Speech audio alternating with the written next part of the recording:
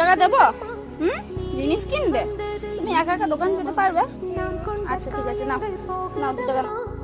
নাকি তুমি একা একা দোকান রাস্তা পার করে যেতে পারবে?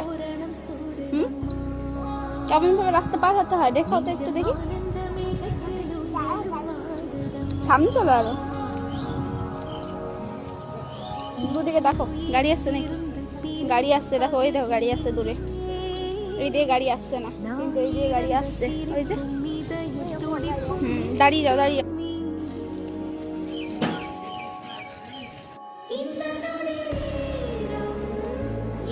নিয়ে এলে?